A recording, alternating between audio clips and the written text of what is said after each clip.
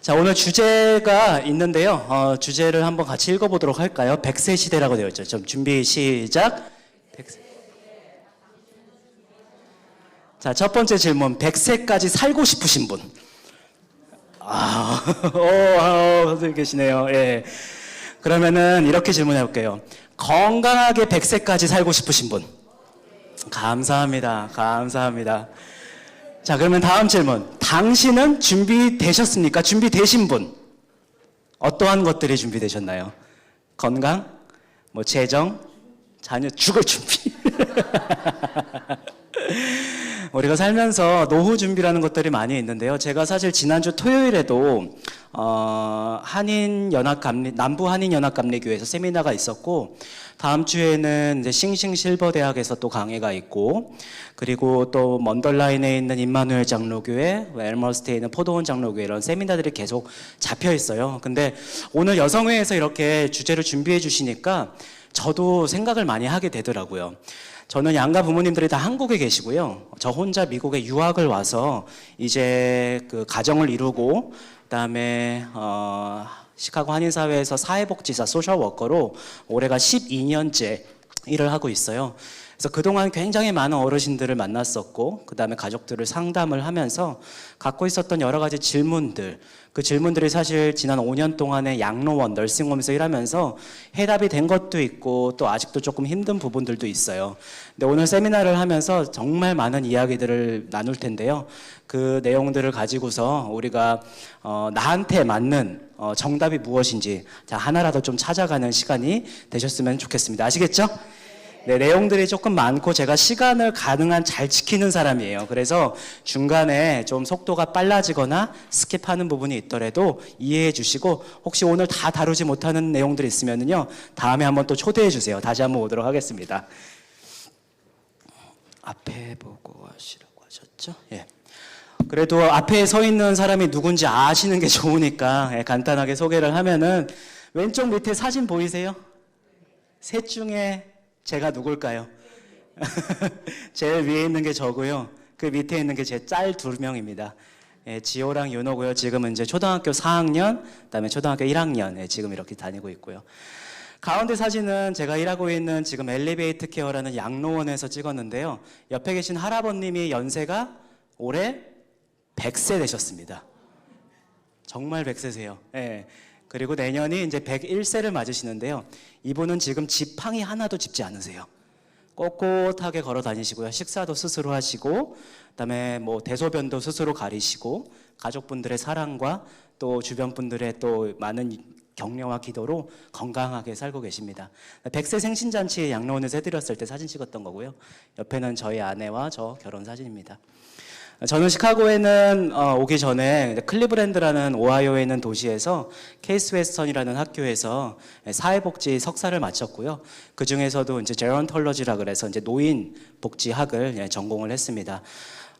글렌브리지라는 양로원에 조인하기 전에 한울복지관 아시죠? 한울복지관에서 한 7년 정도 근무를 했고, 지금은 엘리베이터 케어라는 이름으로 양로원이 바뀌면서 5년 동안 근무를 하고 있습니다. 아무래도 제가 이제 널싱홈에서 이제 초대를 받았기 때문에 간단하게나마 저희 엘리베이터 케어 소개를 하고 주제에 대한 내용들을 전달하도록 할게요.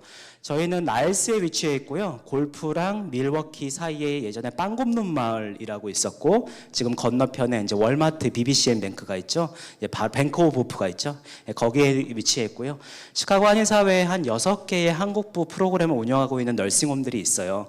가장 큰 곳은 그린우드에 있는 여러분들이 아시는 나일스 요양원이 있고, 저희가 또 이제 그 건너편에 있고, 그래서 한 5-6개 정도 널싱홈에서 필요하신 분들이 투어를 하시면서 본인에게 적합한 시설을 찾고 있으십니다. 저희는 다른 곳들과 조금 다른 특성화되어 있는 것들이 2가지가 있는데요. 하나는 저희는 투석실이 있어요. 먼저 소천하신 노갑준 선생님 모두 아시죠?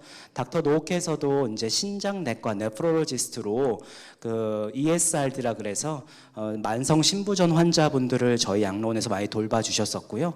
그리고 치매병동을 따로 운영을 하고 있습니다.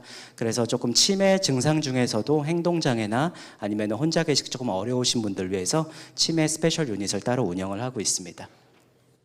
제가 모시고 있는 어르신들은 현재 한 35명에서 한 40여 명 정도 항상 왔다 갔다 계시고요. 지금 보고 있는 사진은 저희가 최근에 글렌브리지에서 엘리베이터 케어로 널싱홈이 새로운 사장님에게 인수되면서 그 프로그램들이 조금 많이 업데이트가 되었고 가구나 시설 것들이 새로운 곳을 맡겨서 조금 깨끗하게 많이 업데이트가 된 사진입니다. 저희는 현재 한국 직원 한 15분 정도 24시간 어르신들을 돌봐드리고 있고요. 한국 식사나 한국어를 사용하는 의료진분들께서 어르신들께서 편하게 계실 수 있도록 도와드리고 있습니다. 현재 엘리베이터라는 회사는 점점 조금 성장을 하고 있어서요. 일리노이에는 한 10개 정도의 시스터 컴퍼니를 갖고 있습니다. 여러분들이 자주 가시는 얼빙팍이나 워키간, 놀스브룩, 저희가 있는 나일스에도 있고요. 최근에는 중부시장, 글렌뷰 중부시장을 가다가 글렌뷰 로드 랑 밀워키 사이에 중부시장에서 한 2분 정도 거리에 있는 거리에 에빙턴이라는 널싱홈을 보신 적이 있으실 거예요. 거기도 최근 엘리베이터 케어가 인수를 해서 엘리베이터 케어 글렌뷰라는 이름으로 시작이 되고요. 플로리다에도 지금 한 6개 지점이 있고, 제가 지난 7월 달에 잠시 휴가를 워싱턴 DC로 갔다 왔는데 중간에 미시간이랑 오하이오를 들렸어요. 들렸던 이유는 나일스 요양원도 마찬가지고 저희도 마찬가지인데요. 시카고의 굉장히 강점 중에 하나가 한국포 프로그램을 갖고 있는 노인복지 서비스가 굉장히 잘 되어 있어요. 그래서 여러분도 아시다시피 미시간이나 오하이오, 미네소타 혹은 인디애나, 캔자스 이쪽 중서부에 있는 시니어들이, 코리안 시니어들이 시카고 쪽으로 많이 이주해 오시는 거는 사실이에요. 특히 널싱홈 프로그램들이 필요하신 분들 중에서는 그쪽 지역에는 한국포 프로그램들이 없기 때문에 저희 쪽으로 이제 이송되시는 분들도 많이 있으시거든요. 그래서 이제 타주에도 엘리베이터 케어가 조금 더 많이 브랜치를 설립할 수 있도록 한국포 프로그램을 시작할 수 있도록 컨설트를 진행하고 있습니다.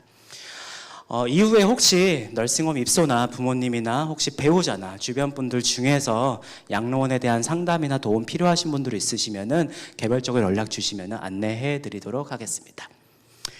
오늘 제가 준비를 하면서 가장 많이 들었던 질문 중에 하나가 그러면은 여기 시카고에서 내가 나이가 더 들었을 때에 어디서 어떻게 살아야 되는지, 우리가 갖고 있는 의식주 중에서 내가 어떻게 주거 공간을 선택해야 되는지, 그것에 대한 질문들이 많았어요. 그래서 우선은 의식주 중에서 주에 대한 부분을 오늘 좀 설명을 드리도록 할게요. 여러분들 노인 아파트라고 많이 들어보셨죠? 현재 노인 아파트에 살고 계신 분들도 있으시고, 어플리케이션을 신청해 두시고 기다리고 계신 분도 있으실 거고, 앞으로 신청할 계획도 있으신 분도 있는데, 노인 아파트는 사실 우리가 보통 얘기하는 것은 subsidized senior housing이라 그래서 내가 주정부에서 받고 있는 혹은 내가 펜션을 받고 있는 내 전체 수입의 약 한 30% 정도를 렌트비로 내고 그 외의 부분은 하우싱 어토리티라는 곳에서 70%를 보조받는 곳이에요. 그래서 노인 아파트 같은 거는 내가 보통 독립적으로 인디펜던트하게 살고 있지만은 하늘복지관이나 메텍이나 헬프앳돔처럼 시카고 한인사회에서 오랫동안 시니어 서비스를 하고 있었던 단체들에서 홈케어 서비스라고 들어보셨죠? 가사보조 서비스. 그래서 홈케어 서비스, 원래 이름은 인홈 어시스턴트라 그러는데요.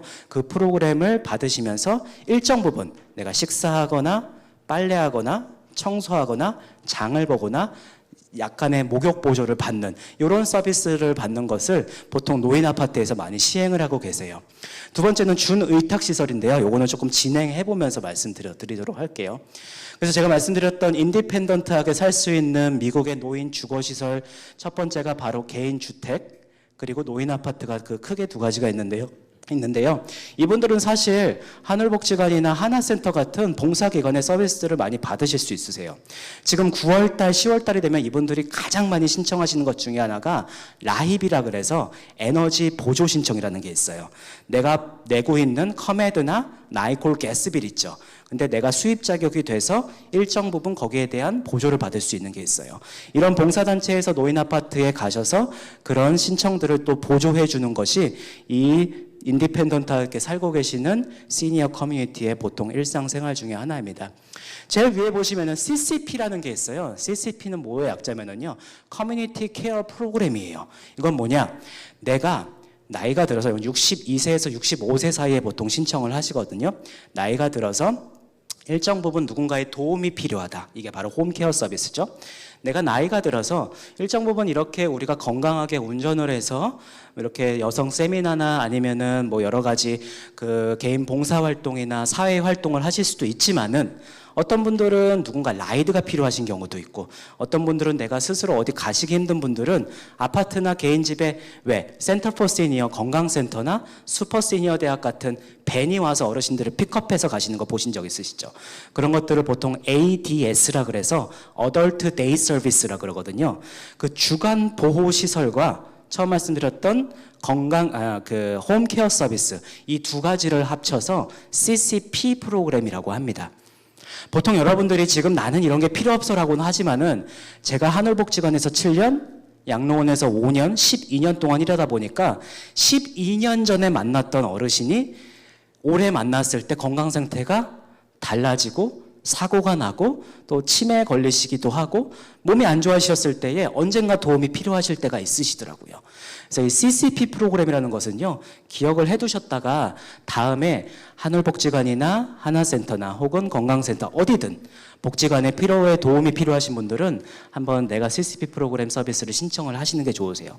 이거는 내가 만약에 신청을 하면은요, 이거는 수입과 상관없이 신청을 하실 수 있는데요. 신청을 하시면은 내가 갖고 있는 메디케어 보험 회사나 아니면 내가 퍼블릭 에이드, 메디케이드를 갖고 계시다면 메디케이드 보험회사를 통해서 주정부에 인가된 캐톨릭 체리티 놀쇼 시니어 센터, 케네트용 센터라는 그 회사의 소셜 워커나 아니면 케이스 매니저들이 와서 여러분들의 기억력 테스트, 여러분들이 실제로 식사를 어떻게 준비하실 수 있는지, 거동을 잘 하실 수 있는지, 가족들의 도움을 얼마나 받으실 수 있는지에 따라서 서비스 아워가 정해져요.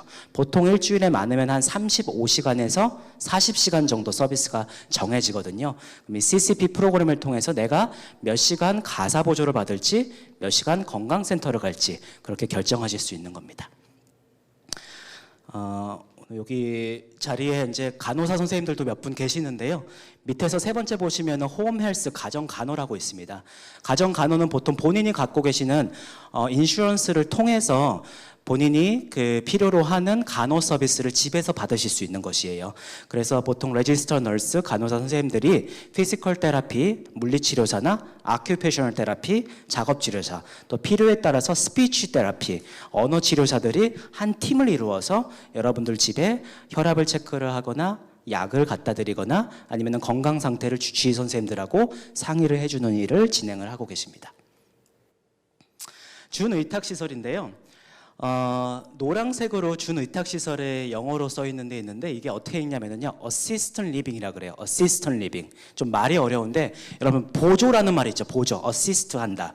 그래서 이런 것들을 저희가 누군가한테 도움을 받는다는 건데 캘리포니아에 가보시면은 캘리포니아에서 혹시 오신 분 있으신지 모르겠는데 친구분들이나 혹시 지인분들이 가족분들이 캘리포니아에 계시면은 야 거기는 어시스턴트 리빙을 뭐라고 부르니? 라고 하면은 그걸 들어보신 적조차 없으신 분들이 많으실 거예요. 거기서는 이것을 양로 호텔이라 그래요. 양로 호텔. 그래서 우리가 보통 얘기하는 양로원이나 요양원과는 조금 다른 것이에요. 그래서 어시스턴트 리빙은 우리가 얘기하는 보통 노인 아파트와 양로원 사이 단계라고 보시면 돼요. 여러분들이 모시고 계시는 어르신들이 집에서 샤워를 하시다가 넘어지셨어요. 예를 들어서. 그래서 고관절 수술을 하셨어요. 근데 이분이 노인 아파트에 바로 들어가시기는 힘들다고 닥터가 널싱홈 리헵 센터, 재활센터로 가라고 했어요. 근데 어떤 분들은 나는 죽어도 요양원은 안 간다. 나는 죽어도 양로원을 안 간다라고 하시는 분들이 있으세요. 일정 부분 내가 집으로는 갈 수 없고 양로원은 가시기 어려우신 분들 그 중간 단계에 가실 수 있는 분들이 바로 이런 양로 호텔입니다. 근데 이런 어시스턴트 리빙은요 보통 본인이 갖고 있는 보험을 100% 커버해 주지는 않아요.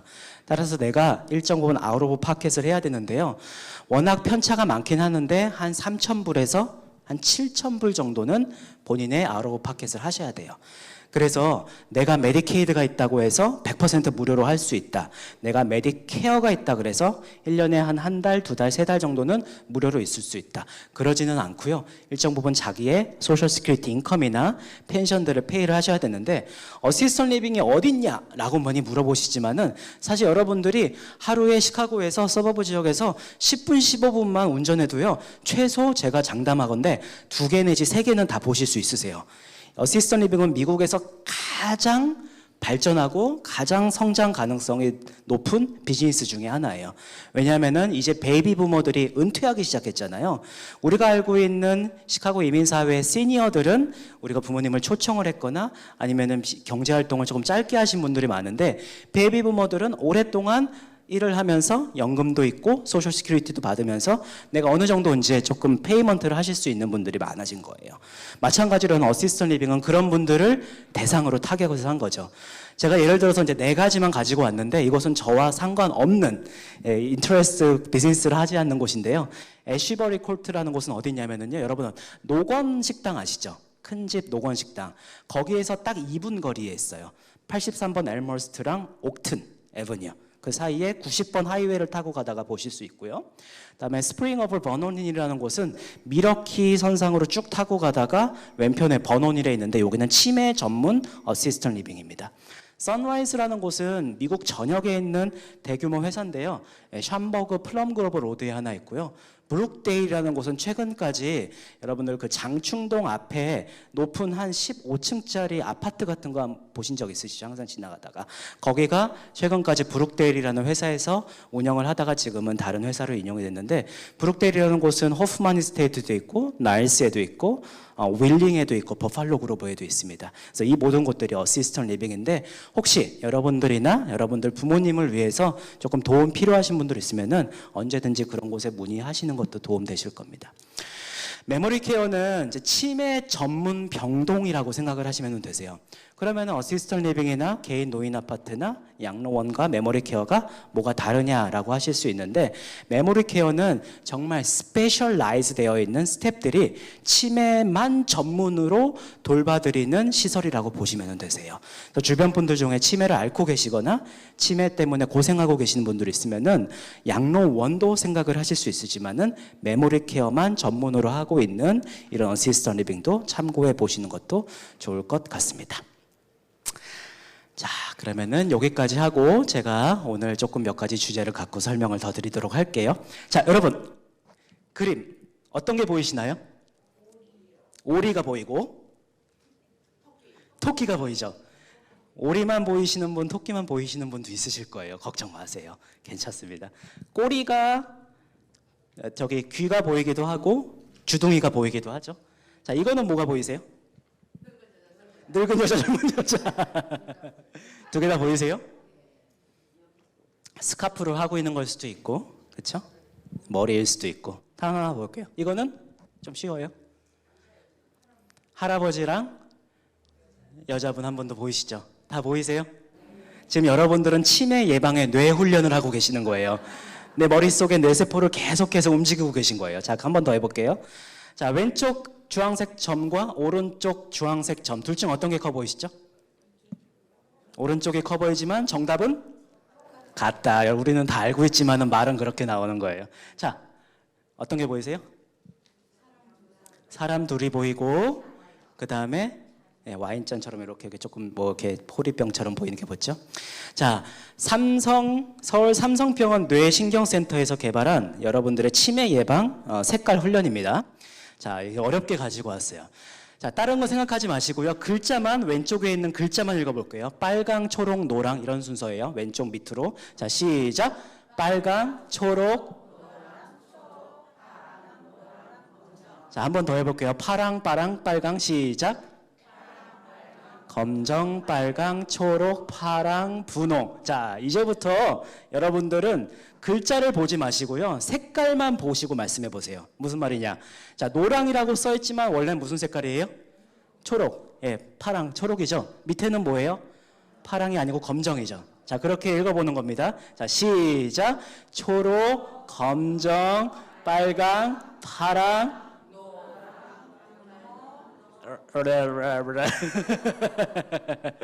한 번 더 해볼게요. 자, 노랑 시작. 노랑, 파랑, 분홍, 초록. 우리 여기 시카고 여성의 아버님들이 몇 분 오셨는데 우리 아버님들만 한번 해볼까요? 저랑 같이 해볼게요. 제일 왼쪽 거. 자, 파랑입니다. 파랑, 분홍이에요. 시작. 파랑, 분홍, 검정, 빨강, 노랑, 초록, 파랑. 박수 한번 주세요. 우리가 보는 것과 실제로 알고 있는 것이 머릿속에서 교차될 때에 여러분들의 측두엽에 있는 해마라는 곳에서는요, 머릿속에 그 컴퓨터 메모리처럼 입력이 됐고 우리 입으로 나오는 그 순서들을 우리가 평소에는 스펀타니어슬리하게 계속하지만은 여러분들이 한 번 더 머리를 쓰고 한 번 더 노력을 하면은 뇌신경 세포가 조금 더 건강해지는 겁니다. 하나 더 볼까요? 자, 운동 이름입니다. 1번은 야구예요. 초성 퀴즈예요. 2번 뭐죠? 테니스. 3번 펜싱. 4번 아니요. 4번 히읗디읗 핸드볼. 5번 사격 나왔고 6번 쇼트트랙. 7번 8번 배구. 9번 스쿼시 아시죠? 스쿼시. 10번 어리버리 아니에요. 에어로빅이에요. 11번 오케이 좋습니다. 12번 씨름. 여러분 다 집에 가셔도 될 것 같아요. 한 번 더 해볼게요. 우리 어머니들 잘 하실 수 있을 것 같아요. 주방용품. 1번은 도마예요. 자, 2번 니은비읍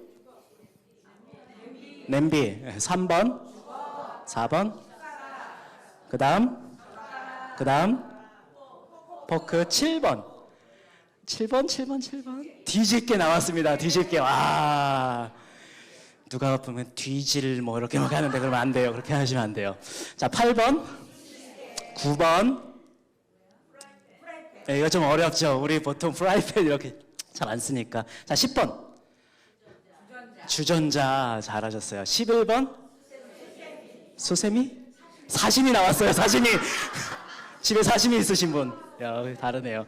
사시미 수세미 다 될 것 같아요. 그렇죠? 주방 도구니까. 12번 국자. 감사합니다. 괜찮으세요? 오케이. 자, 하나만 더 해볼게요. 자, 고양이 3마리가 있는데 3개를 더하니까 30이에요. 고양이 1마리랑 강아지 2개가 있는데 20. 이렇게 해볼까요? 그럼 고양이는 몇일까요? 오케이.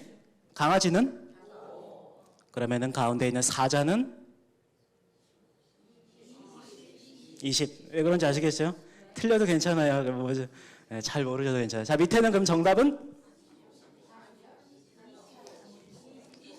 자, 빼기가 있습니다. 중간에 빼기가 있어요. 네. 자, 내가 아는 것만 생각하지 마시고 이숙현 선생님 귀찮다고 하셨지만 틀리신 분들은 보통 그렇게. 네, 괜찮으세요?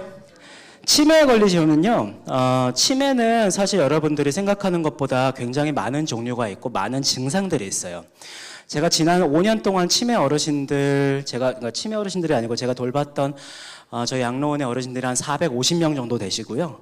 그 중에 한 절반 정도가 치매 진단을 안고 계셨는데, 어떤 분들은 기억력에 문제가 있으시고, 어떤 분들은 언어장애가 있으시고, 어떤 분들은 보행장애가 있으시고, 어떤 분들은 숫자 계산을 못하시고, 어떤 분들은 옛날 기억은 너무너무 좋은데 최근 기억을 못하시는 분들도 있으세요.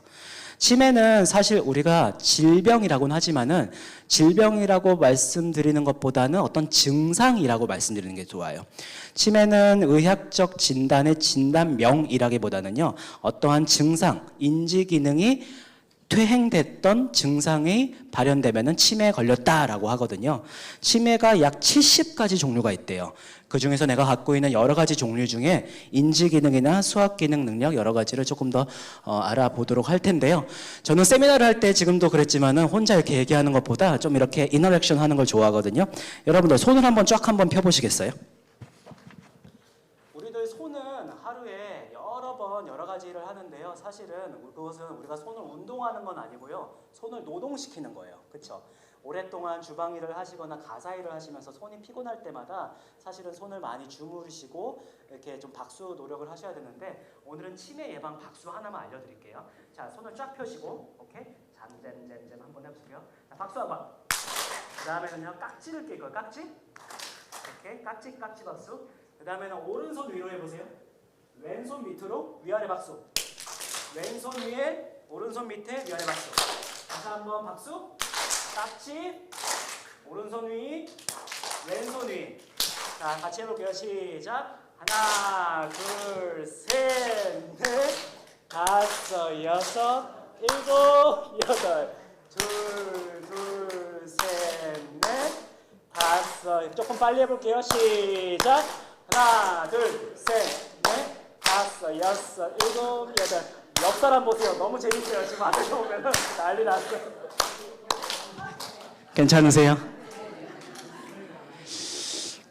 박수 치면은 기분도 좋고 혈액순환도 순환되는 것도 있지만요. 제가 지금 말씀드리는 것들.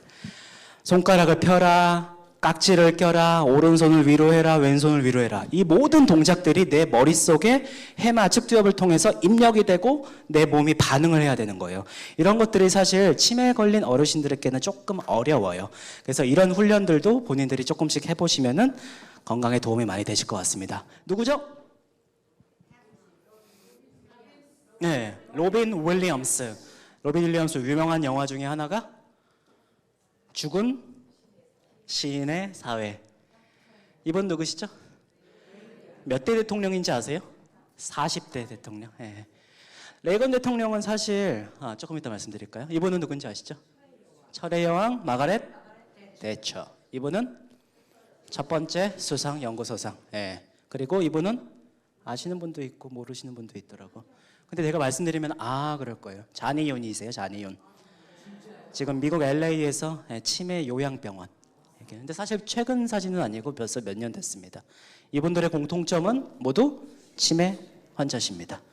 치매에 잘 걸리는 사람은 돈, 명예, 권력 그 무엇을 가졌다고 해도 자유로운 분은 없습니다. 찰턴 헬스턴 아시죠? 이분이 에반스톤 출신이시래요. 에반스톤에서 2008년에 작고하셨죠. 치매는 유전이 될까요? 유전이 된다 안 된다라기보다는 이제 유전병은 아니지만은 유전될 확률이 높습니다. 왜냐하면 보통 본인들이 살고 있는 부모님들의 생활 습관 때문에 만성 질환이 유전될 확률도 높으니까요. 치매는 불치병이다. 불치병이기도 하고 아니기도 하고 그래요. 좀 이따 말씀드릴게요. 노인에게만 나타날까요? 요즘에는 초록이 치매라 그래서요. 얼리 스테이지 온셋이라 그래서 65세 미만의 치매 환자분들이 전체 치매의 7%를 차지하고 있다고 합니다. 남자보다 여자가 많이 걸립니다. 죄송합니다. 통계상 그래요. 왜냐하면 첫 번째 이유는 장수예요. 장수. 오래 살기 때문에. 자, 다섯 번째 건망증이 심하면 치매 확률이 높아요. 손을 많이 쓰면 치매에 안 걸리는데 도움이 많이 되는 거죠. 7번 고스톱은 치매 예방에 좋다. 단 내가 딸 때만. 옆에 권사님이 광박에 피박에 그냥 고소리 딱 사스리 해가시면 안 돼요. 재미로만 치세요. 8번 치매를 막으려면 이건 무슨 인도 사람처럼 먹으라. 무슨 음식을? 카레에는 무슨 성분이 많아요? 강황, 커큐민. 코스코나 월그린 이런 데 가면 그런 거 많이 파시는 거 보셨죠? 실제로 인도 사람의 치매 확률이 적대요. 이거는 실제로 통계에서 나온 거예요. 귓볼 주름이 있는 사람은 그렇지 않은 사람보다 치매 위험이 높다. 실제로 조금 그런 통계가 있대요. 그 이유는 제가 좀 이따 말씀드릴게요. 옆 사람 귓볼 보지 마세요. 구강 관리에 소홀하면 치매 걸릴 확률이 높습니다. 이거는 사실은 구강 관리 소홀하면 치매 걸릴 확률이 높습니다. 이거는 사실은 이제 폐렴 증상이나 아니면 폐혈증 때문에 그런데요. 구강 내 치주염이나 염증 반응 때문에 그런 거예요.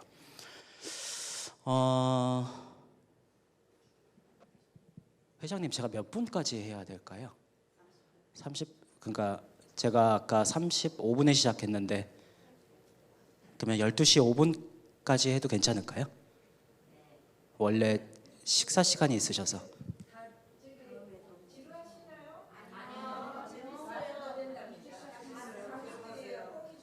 네, 제가 15분 안에 마치겠습니다.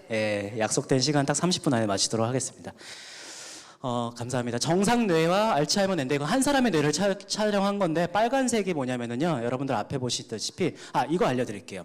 자, 치매는 왜 걸리냐? 이제 의학적으로 하나만 말씀드릴게요. 이것만 알고 계셔도 도움이 되세요. 따라해볼까요? 베타 아밀로이드. 한 번 더 따라해볼게요. 베타 아밀로이드. 타우 단백질. 요 두 가지가 우리 몸속에 아주 쓸데없는 단백질 두 종류예요. 여러분 어디 가서 치매, 너 시카고 한인여성에 갔다 왔는데 치매는 왜 걸린대? 라고 물어보시면 베타 아밀로이드랑 타우 단백질 때문에 그래? 그렇게 얘기하시면 되세요. 오른쪽 보시면은요, 빨간색이 바로 그 단백질이에요. 이 단백질들은 보통 우리가 운동을 하거나 건강한 음식을 먹거나 스트레스가 없거나 충분한 숙면을 취하시면은요, 다 없어지는 단백질이에요. 하지만은 만성질환이 있거나 숙면을 취하지 못하시거나 혹은 빈혈이 있으시거나 혹은 여러 가지 문제로 사고를 당했거나 스트레스가 많으신 분들은 이 빨간색 단백질 베타 아밀로이드와 타우 단백질이 우리 몸속에 쌓이는 겁니다. 오른쪽에 있는 사진과 왼쪽에 있는 사진 다 같은 사람이에요. 정상 뇌에서 치매 환자의 뇌로 저렇게 변해가는 건데, 사실 보시면은 빨간색뿐만 아니라 사이즈만 보실래요? 크기가 좀 쪼그라드는 게 보이세요? 치매에 오래 걸리신 90세 이상의 권사님들을 보면은요, 뇌 사진을 찍으면 정말로 많이 쪼그라들어 있는 게 보이신대요. 통계는 사실 이렇게 중요한 게 아니니까 넘어가도록 할게요. 자, 여러분들 혈관성 치매라고 들어보신 적 있으세요? 혈관성 치매, 영어로는 vascular dementia라 그러는데요. 보통 우리가 얘기하는 뇌졸중이라고 있죠. 뇌졸증이 아닙니다. 뇌졸중. 두 가지 종류가 있는데 뇌출혈은 터지는 거고 뇌경색은 막히는 거죠. 그것을 합쳐서 영어로는 스트로크라 그러는데, 스트로크의 증상 한 두 가지, 세 가지만 말씀드려 볼게요. 자, act fast라 그러는데 fast의 face, 해봤을 때, 해봤을 때, 해봤을 때 한쪽이 떨어져요. 그렇죠? arm, 팔을 양쪽을 들었을 때 한쪽이 툭 떨어져요. 근데 이거는 바로 떨어지는 게 아니고요. 한번 들어보라고 하고 두 눈을 감으라고 해보세요. 그 다음에 양손을 뒤집어 보세요. 10초에서 15초 후에 스트로크 환자분들은 한쪽 팔이 떨어지도록 되어 있어요. 스피치, 랄랄랄라, 렐렐렐레, 룰룰룰루.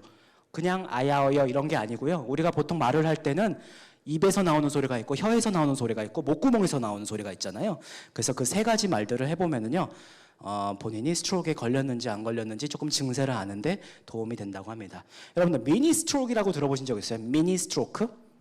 이게 뭐냐면은요, 제가 친한 분의 사촌형이 샴버거에서 골프장에서 골프를 치다가 스트로크로 돌아가셨거든요. 그분은 뇌출혈이셨는데 갑자기 머리가 아프셔가지고 그늘에서 쉬셨고, 그다음에 다른 분들은 이제 라운딩을 마치고 왔는데 이분이 완전 넉다운이 되어 있으셨대요. 나중에 보니까 이분이 이제 그 뇌출혈 증세가 있으셔서 가까운 알렉시안 병원으로 갔지만은 이미 골든 타임을 놓친 거예요. 근데 이분이 사실 그 증세가 나타나기 한 달 전에, 일주일 전에 비슷한 증세가 있었다는 거예요. 발음이 어눌해지고 팔다리에 힘이 없고 저녁 7시만 되면 너무 피곤해서 막 자려 그러고, 그래서 밥 먹으면 물을 좀 흘리기도 하고, 그런 증세를 보통 미니 스트로크라고 그러는데, 응급의학과나 신경외과 선생님들을 이 미니 스트로크를 무슨 별명을 지어주냐면요, 신이 주신 선물이라 그래요. 바로 그런 증세가 있을 때 타이레놀 먹고 괜찮으면 그냥 넘어가는 게 아니고 어떻게 해야 돼요? 바로 병원에 가셔서 MRI를 찍으시든 혈액 응고제를 드시든 처방을 받으시든 그런 것들이 필요합니다. 저희 양로원에 한 3분 정도의 한국 남성분들이 60세 이전에 들어오셨는데 모두 다 이런 스트로크로 들어오셨고, 그중에 2분은 vascular dementia 진단을 받으셨습니다. 점점 뇌경색이 많아지고요. 뇌출혈은 조금 적어지는 편인데요. 중풍을 맞으신 어르신들의 모습을 보시면은 어떤 분들은 말을 못하시고, 어떤 분들은 보행장애가 심하시고, 어떤 분들은 감정 기복이 심해서 어떨 때는 우울한데 어떨 때는 막 화내고 의심하고 막 그런 경우들도 있으시죠. 내 뇌의 어느 부분이 터졌냐에 따라서 다른 거예요. 전두엽을 관여를 하는 감정이냐 운동이냐, 측두엽을 관여를 하는 언어나 인지 기능이냐, 여기에 어느 부위가 터졌는지에 따라서 증상이 다르게 발현되는 것입니다. 고혈압, 부정맥, 당뇨, 한국인의 3대 만성질환 관리하셔야 되고요. 흡연도 아주 위험한 인자입니다.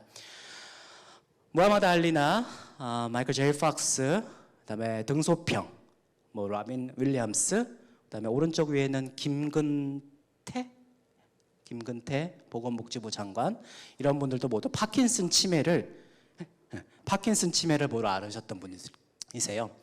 점점 파킨슨 치매를 앓으시는 분들이 많으시는 것 같아요. 우리 주변에도 유명인들에도 많이 있으시죠? 왼쪽에 계시는 목사님 누구신지 아시죠?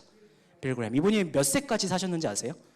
99세까지 사셨다고 하세요. 파킨슨 증세는 세 가지가 있습니다. 첫 번째는 레스팅 트레모예요. 예를 들어서 물건을 집었을 때 떠는 것은 물건을 안 집었을 때 떠는 것과 달라요. 파킨슨 증세가 있으신 분들은 아무것도 없을 때 진정 레스팅 트레모가 심하세요. 그리고 강직, 갑자기 걷다가 몸이 멈춰버리는 거. 저희 올해 60세가 되신 한국 어르신이 한 분 있는데 본인 표현으로는요, 파킨슨 질병을 앓고 계시는데 본인 표현으로는 내 몸이 통나무가 된 것 같다, 이렇게 말씀하시더라고요. 세 번째, 서동, 천천히 걷게 되는 것, slow movement. 오른쪽 그림이 아주 그 모든 것들을 잘 설명하고 있는 것 같아요. 고개를 숙이고 천천히 가고 갑자기 멈추고 resting tremor가 있고. 한국에 한번 가시게 되시면은요, 분명히 이런 치매 안심 센터라는 것을 보실 기회가 있으실 거예요. 기회가 되시면은 한국에 방문하셨을 때 지역 보건소나 아니면은 가까운 병원에 내원하셔가지고요, 치매 안심 센터에 가시면은요, 여러분들이 보통 평소에 하실 수 있는 치매 조기 검진을 한국말로 받으실 수 있으십니다. 미국에서는 보통 이 세 가지 검사들을 많이 하는데요.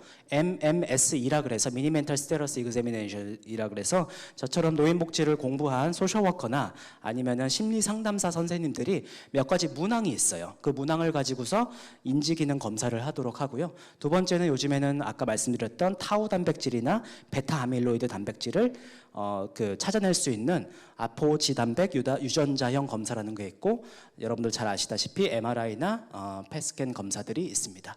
치매 검사를 했을 때는 여러 가지 인지기능 검사 중에 하나가 시계를 그려보라는 게 있어요.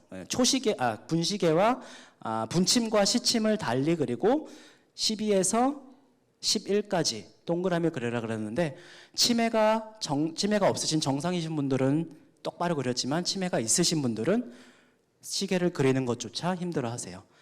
정상과 말기 치매 환자의 전체 그림을 보고 계시는데요. 이거는 한 분이 그리신 거예요. 한 분. 치매에 걸리기 전과 말기 치매 진행 때까지. 혹시 주변에 치매 환자분들이 있으시거나 아니면은 치매 때문에 조금 걱정되시는 분들, 저 같은 경우는 미국에 이제 사회복지를 공부하러 오게 된 계기가 한국에서 저희가 모셨던 저희 할아버지 때문에 그러신데요. 한 6년 정도 치매를 앓으셨어요. 근데 거의 매일같이 집을 도망가셔서 동네 아이들한테 맞고 오시기도 하시고 뭐 여러 가지, 아무튼 집에 여러 가지 일들이 있었는데, 치매 실종이 사실 가족들한테 가장 뼈아프고 가장 힘든 일 중에 하나거든요. 그분들을 위해서 미국의 치매 안심센터나 아니면은 알츠하이머 어소시에이션에서 저렇게 여러분들의 부모님이나 환자분들의 사진을 찍어가지고, 여러분들 왜 아이들 유괴되거나 납치되면은 뭐가 뜨죠?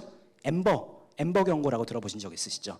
마찬가지로 저렇게 시니어들 중에서 실종되신 분들을 퍼블릭하게 페이스북이나 트위터나 이런 그 간판들에 올리는 내용들이 있습니다. 요즘에는 뭐 기술들이 많이 발달해서요, 시계, 스마트워치 같은 거에 GPS 트래커도 있잖아요. 근데 치매 환자분들은 이제 시계를 많이 안 차고 다니실 수도 있어서 요즘에는 깔창 있죠. 신발 깔창. 거기에도 GPS 센서를 부착하는 그런 기능들도 있다고 합니다. 치매 환자분들 많이 하는 얘기가 이런 얘기죠. 며느리가 밥 안 줬어? 가사버전이 내 팬티 훔쳐갔어. 그리고 뭐 아침에 밥 안 먹었어. 그리고 뭐 남편이 바람 폈어. 뭐 이런 얘기들도 많이 하시죠. 이런 것들은 피해 망상이라 그러는데요. delusional thinking이라고, 아무리 주변에서 여러 가지 설득이나 논리적인 이야기로 그게 잘못됐다고 얘기해도 절대 바뀌지 않고 꽂혀 있는 거예요. 그래서 피해 망상 증세가 우리 주변에 많이 있습니다. 치매 예방하는 방법은 세 가지가 있습니다.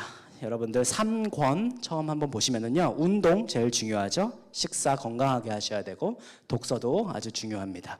3행 세 가지를 꼭 챙기셔야 되는데, 평소에 건강검진, 지인과 소통하기, 치매 조기 발견을 통해서 본인들의 현재 뇌 나이를, 나의 나이, 뇌, 브레인 에이지를 찾아보시는 게 좋습니다. 세 번째, 삼금, 절주, 금연, 그 다음에 뇌 손상 예방이 있습니다. 유산소 운동은 언제나 도움이 많이 됩니다. 평소에 여러분들이 걸으실 때 이렇게 천천히 걸으시죠. 어르신들 중에서 뒷짐지고, 평소에 혹시 건강이 허락되시고 근육량이 충분하시면은요, 속보를 많이 하세요. 속보. 빨리 걸을수록 내 심장이 더 많이 뛰고 내 뇌세포도 더욱더 건강한 혈류가 많이 들어갈 수 있게 됩니다. 느리게 걷는 사람보다는요, 뇌 노화가 느리게 걷는 사람은 빠르게 걷는 급보를 하는 사람보다 뇌 노화가 빠르고 치매 위험이 높다는 연구 결과가 많이 있습니다. 평소에 수면이 조금 부족하시거나 숙면을 취하지 못하시는 분들도요, 치매 위험 인자가 있다라고 생각을 하시고 주치의와 꼭 상의를 하시길 바라겠습니다. 자, 제가 중요한 영어 단어 하나 알려드릴게요. 메디컬 필드에 계신 분들은 많이 들어보셨을 텐데 디스파지아라 그래요. 한번 따라해 볼게요. 디스파지아. 이 단어도 굉장히 유식한 단어예요. 너 오늘 뭐 배우고 왔어? 그러면 나 오늘 디스파지아 배우고 왔어. 이렇게 얘기하시면 되는데, 한국말로 그러면 연하곤란이라 그래요. 연하곤란. 연하라는 것은요, 음식을 씹고 삼키고 넘기고 식도 위까지 우리가 음식을 들어가는 과정을 연하작용이라 그러거든요. 치매가 걸리신 분들 중에서 음식을 씹고 삼키고 소화시키는데 어려움이 있으셔서 음식물이 목에 걸려서 살에 걸리거나 아니면 음식물이 폐로 들어가서 폐렴이 걸리시거나 이런 분들이 많이 있으시죠. 식단이라는 게 레귤러가 있고 찹찹찹 잘라서 드리는 메케닉 소프트가 있고 음식을 아예 갈아서 드리는 퓨레이 다이어트가 있고 간 음식에다가 허니, 꿀을 넣어서 점도를 높이는 퓨레이 틱너가 있었죠. 그런 모든 것들을 테스트해 주는 게 바로 스왈로잉 테스트라 그러는데요. 이 스왈로잉 테스트가 보통 85세가 지나가시면은 평생에 한 번씩은 보통 하세요. 병원에서 내가 음식을 들였다가 초킹돼서 사고가 나지 않도록 스피치 테라피스트들이 많이 하는 테스트 중에 하나입니다. 치아 건강은 말씀드렸듯이 굉장히 중요합니다. 남아있는 치아 개수를 봤을 때에 치아 개수가 많은 사람이 적은 사람보다 치매에 걸릴 확률이 적다라는 통계는 많이 나와 있습니다. 뇌에 좋은 음식 뭐가 있을까요? 다 아시죠? 블루베리, 견과류, 오메가3, 고등어, 영어, 정어리, 참치 있는데 카레, 말씀드렸듯이 강황, 커큐민 성분 굉장히 중요합니다. 조금 빨리 넘어갈게요. 치매에 여러 가지 도움되는 음악이나 뮤직 테라피, 미술, 아트 테라피, 그 다음에 여러분들 이런 거 수도쿠 같은 거 많이 하시면 좋을 거예요. 비행기 타셨을 때나 아니면 손자녀들하고 같이 있을 때도 수도쿠 같은 거 하면서 도움 많이 받아보시면 좋을 것 같습니다. 자, 진인사대천명. 진땀나게 운동하라. 인정사정 없이 담배를 끊어라. 사회활동을 열심히 해라. 대내 활동을 적극적으로 해라. 천박하게 술 마시지 마라. 명을 연장시키는 식사를 해라. 여러분들 지금 갖고 계시는 종이 2장이 있어요. 이 2장은 Advanced Directives라 그래가지고요. 일리노이 디파트먼트 퍼블릭 헬스 공중보건국에서 나온 공식 문서입니다. 두 번째에 있는 장은 Power of Attorney 위임장 중에서 헬스케어, 내가 보통 갖고 있는 나의 건강 기록을 나 대신에 누군가가 나를 위한 의료진하고 커뮤니케이션을 할 수 있도록 건강 대리인을 위임해주는 그 본인의 서류입니다. 나는 자식이 3명 있어요. 아들이 하나 있고 딸이 2이 있어요. 그러면은 다 자수성가해서 결혼을 하고 자녀가 있으면은 또 며느리가 하나, 사위가 2이 있겠죠. 그리고 손자녀들도 있겠죠. 그 중에 의사가 있을 수도 있고 변호사가 있을 수도 있어요. 그러면 그들 중에서 내가 누군가에게 나의 의료 결정을 맡길 것인가? 내가 사고를 당했거나 내가 치매에 걸렸거나 내가 나이가 들어서 스스로 나에 대해서 무언가를 선택할 수 없을 때에 나의 대신 위임장을 누군가에게 작성해 주실 수 있을지, 그게 여러분은 갖고 계시는 2번째 장이고요. 첫 번째 장은 뭐냐면요, 사전 연명 치료 의향서라고 합니다. 폴스트라 그래서 Physician Order for Life Sustaining Treatment라고 하는데요. 여러분들 CPR이라고 들어보신 적 있으시죠? 심폐소생술, 몸의 모든 체중을 실어서 최소 5에서 6cm 정도 여러분들의 심장을 압박해야 되는 순간이 나라고 안 올 수 있는 건 아니겠죠. 나이가 들면서 혹시 내가 누군가의 도움을 통해서 생명 연장 유지 장치를 계속해야 될 때 심폐소생술이 될 수도 있고요. 체외 순환기가 될 수도 있고 혈액 투석이 될 수도 있고 항암제 투여가 될 수도 있습니다. 여러 가지 모든 상황들 속에서 내가 이런 것들을 할지 안 할지에 대한 여부를 여러분들 갖고 계시는 종이 첫 번째 장이 캘리포니아에서 한국말로 번역해 놓은 일리노이에서 사용을 하고 있는 톨스트 폼이에요. 그 두 가지 작성을 여러분들은 건강하실 때 스스로 내가 결정할 수 있을 때 내가 사인을 할 수 있을 때 미리 작성을 해 두시는 것을 추천을 드립니다. 네. 네. 제가 조금 이따 더 설명을 드리겠지만은 변호사 공증은 지금 여러분들 갖고 계시는 폼은 전혀 필요가 없으세요. 변호사 공증이 필요한 폼은 두 가지예요. 하나는 리빙 윌. 혹시 여기 중에서 변호사 뭐 5,000불, 6,000불, 7,000불 변호사비 납부하셔가지고 리빙 윌을 작성해 두신 분들이 있을 거예요. 그 폼에 건강 대리인 위임장과 연명의료 치료 의향서에 대한 폼이 포함되어 있는지 물어보세요. 없으면 이거 가지고 가셔서 이것도 추가해달라고 하세요. 혹시 CD를 받으셨나요? USB를 받으셨나요? 복사본을 받으셨나요? 다시 다 없애버리고 이거를 다시 추가해서 새로 만들어 달라고 하세요. 여러분들이 만들어 놓은 리빙 윌에 이것이 꼭 포함되어 있어야 됩니다. 다른 한 가지는 파워볼톤이 파이낸스예요. 제가 지금 말씀드렸던 거는 헬스케어, 의료에 대한 것이고요. 파이낸스에 대한 것은 변호사 통해서 만드시는 게 좋습니다. 왜냐하면 각 개개인이 갖고 있는 재산이나 인컴 상황들, 자녀들의 상황이 다 다르시잖아요. 그래서 파이낸스에 대한 거는 변호사 공증이 필요하시지만은 헬스케어에 대한 것은 지금 당장이라도 사인하시고 제가 여러분이 사인했다는 위트니스가 되어질 수 있어요. 그러면은 그 폼을 복사해서 자녀들한테 나눠주시고 주치의 선생님, 내가 잘 갖고 다니는 자동차나 내가 집에 잘 보이는 곳에다가 두시는 게 도움이 되십니다. 아시겠죠? 이게 왜 중요한지에 대해서 제가 뭐 영상이나 이런 게 준비한 게 있는데 사실 시간 관계상 요거는 좀 넘어가도록 할게요. 한국의 보라매 병원과 연대 샌브라스 병원의 이제 사건 때문에 이 세미나가 사실은 여러 가지 도움이 많이 됩니다. 연명의료 결정은 말씀드렸듯이 심폐소생술뿐만 아니라 본인의 혈액투석, 항암제 투여 등 여러 가지 내 삶을 계속 유지시키는 데 목적을 둘 것이냐 아니면은 존엄하게 나의 삶을 스스로 마무리할 수 있는 나의 존엄성을 더 중요시하냐에 대한 가치관의 문제입니다. 이따 목사님께서 호스피스에 대해서 말씀을 더 해주시긴 하겠지만은 현재 내가 스스로 어떠한 의료 결정을 내릴지에 대해서 말로 하는 것이 아니고 문서로 남겨놔야 미국에서는 효력을 발휘할 수 있습니다.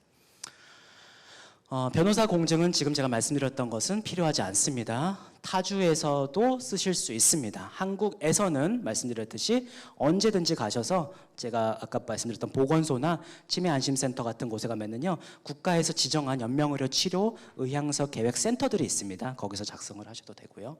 언제든지 바꿀 수 있습니다. 이것은 우리가 스캔을 해서 의료 기록에 올려두긴 하지만은요 날짜 만약에 2022년 1월 1일보다 2022년 9월 30일이 가장 최근이다 하면은요 옛날 것은 revoke 그냥 invalid하게 찢어버리면 되고요. 가장 최근 것을 하시면 되세요. 그러니까 예를 들어서 내가 첫째 며느리를 내가 나의 건강 대리인으로 지정을 했는데 마음에 안 들어. 그냥 내 사위로 하겠어. 그래가지고 사위로 바꾸실 수도 있는 거예요. 그래서 이것은 먼저 작성을 해두시고 마음이 바뀌시면 새로운 사람으로 하실 수도 있고요. 처음에는 내가 네 영어로 되어 있어요. 제가 영어 폼은 제가 따로 전달을 또 해드리도록 할게요. 그래서 CPR을 내가 원했어요. 심폐소생술을 원했는데 DNR, Do Not Resuscitate. 내가 심폐소생술을 원하지 않아요. 60대 때의 마음과 80대 때의 마음이 다를 수 있죠. 그러면은 또 새로운 폼을 만드실 수 있습니다. 유언장 유효기간은 없어요. 유효기간은 없어요. 그리고 질문이 있었네요. 유효기간은 없습니다. 유언장 리빙 윌이 있는데 꼭 파워볼토니가 필요한가요? 리빙 윌에 파워볼토니 헬스케어가 있는지 없는지를 확인을 해보시면 됩니다. 미리 작성해 두지 않으면은요 의료진들은 무조건 심폐소생술 해야 됩니다. 의료진들은 무조건 가족들과 상의해서 혈액투석 진행해야 됩니다. 따라서 그거는 의료 윤리에 어긋나는 행동이기 때문에 내가 원하지 않으면 원하지 않는다라는 문서를 만들어 놓으셔야 됩니다. 지정한 대리인 대신에 다른 가족의 권한이 사실 없는 것은 아닌데요. 그래도 의료진들은 911, 닥터, 저처럼 병원의 소셜워커, 양로원 직원들은 의료 대리인에게 제일 먼저 연락을 하도록 되어 있습니다. 가족이 6명이 있으면 6명 다 연락하지 않아요. 그 중에 누가 대표인지가 중요합니다. CPR과 DNR 선택은 사실 여러분들의 선택입니다. 하지만 우리 양로원에 계신 분들의 경우에는 CPR을 통해서 소생 가능성이 약 1%밖에 안 된다라는 통계가 있기 때문에 연세나 건강 상태에 따라서 심폐소생술 여부는 본인들이 선택을 하시도록 권장을 해드리고 있습니다. 짧지 않은 시간 집중해 주시고 빨리 얘기했지만은 많이 잘 들어주셔서 고맙습니다. 다음 세미나가 있으니까 제가 우선은 마이크를 넘기고 그리고 이후에 질문을 조금 받도록 할게요. 네, 고맙습니다.